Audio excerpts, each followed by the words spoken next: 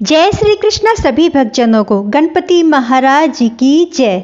बोलो शकट माता की जय। आज हम सकट चौथ व्रत कथा सुनेंगे, तो शुरू करते हैं। एक साहूकार और एक साहूकारनी थे। वह धर्म पुण्य को नहीं मानते थे, इसके कारण उनके कोई बच्चा नहीं था। एक दिन साहूकारनी पड़ोसी के घर गई। उस दिन सकट चौथ था।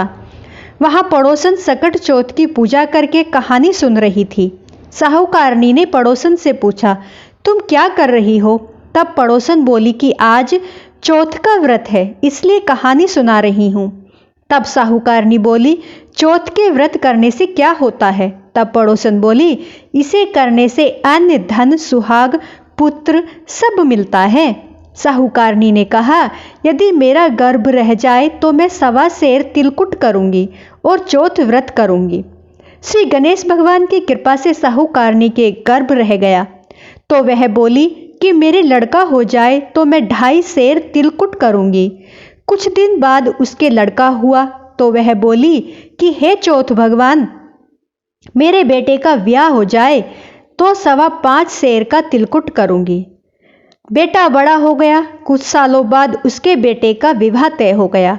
उसका बेटा विवाह करने चला गया, लेकिन उस साहूकारनी ने तिलकुट नहीं किया।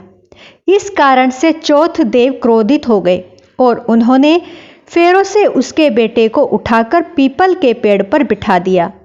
सभी वर को खोजने लगे, पर वो नहीं मिला। हताश होकर सारे लोग अपने अपने घर को लौट गए।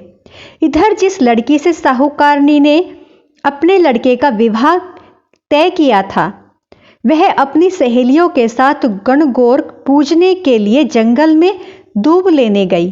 तभी रास्ते में पीपल के पेड़ से आवाज आई, ओ मेरी अर्ध ब्याही। यह बात सुनकर जब लड़की घर आई, उसके बाद वह धीरे धीरे सूखकर काटा होने लगी। एक दिन लड़की की मां ने पूछा, मैं तुम्हें अच्छा खिलाती हूँ, अच्छा पहनाती हूँ, फिर भी तू सूखती जा रही है, ऐसा क्यों? तब लड़की अपनी माँ से बोली कि जब भी जंगल में दूब लेने जाती है तो पीपल के पेड़ से एक आदमी बोलता है, ओ मेरी अर्धब्याही। उसने मेहंदी लगा रखी है और सेहरा भी बांध रखा है।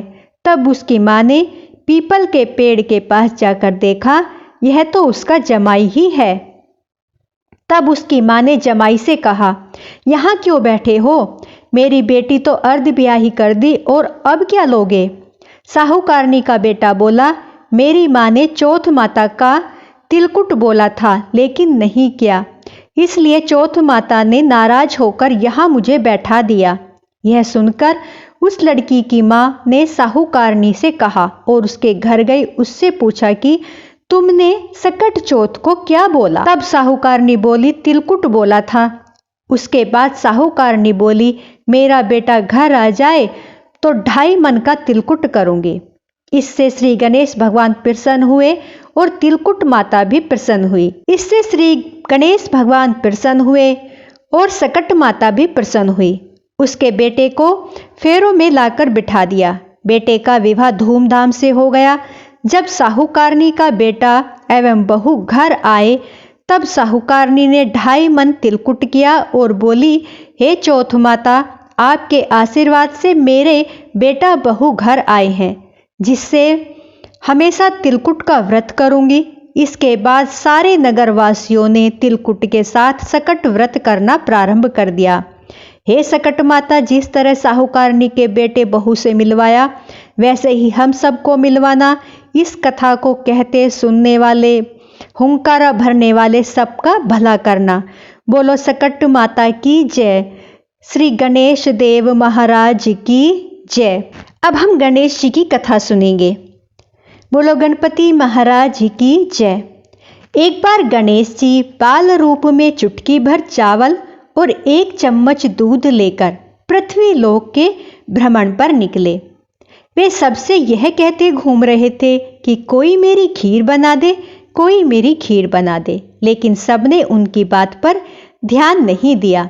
तभी एक गरीब बुढ़िया उनकी खीर बनाने के लिए तैयार हो गई। इस पर गणेश जी ने घर का सबसे बड़ा बर्तन चूल्हे पर चढ़ाने को कहा। बुढ़िया ने बाल लीला समझते हुए घर का सबसे बड़ा भगोना उस पर चढ़ा दिया। गणेश जी के दिए हुए चावल और दूध जैसे ही बुढ़िया माई ने भगोने में डाले, भगोना भर गया। इस बीच गणेश जी वहां से चले गए और बोले कि अम्मा मैं नहाकर आता हूँ, जब खीर बन जाए तो मुझे बुला लेना। पीछे से बुढ़िया के बेटे की बहू ने एक कटोरा खीर पहले छुपा कर रख ली और फिर एक कटोरा खीर भरकर खा ली। जब खीर तैयार हो गई तो बुढ़िया माई ने आवाज लगाई, आजा रे गणेश खीर खा ले। तभी गणेश जी वहां पहुंच गए और बोले कि मैंने तो खीर पहले ही खा ली। तब बुढ़िया ने पूछा कि कब खाई? कि जब तेरी बहू ने एक कटोरा भरकर छिपाई और खुद एक कटोरा खाई, तभी मैंने भी खीर खा ली।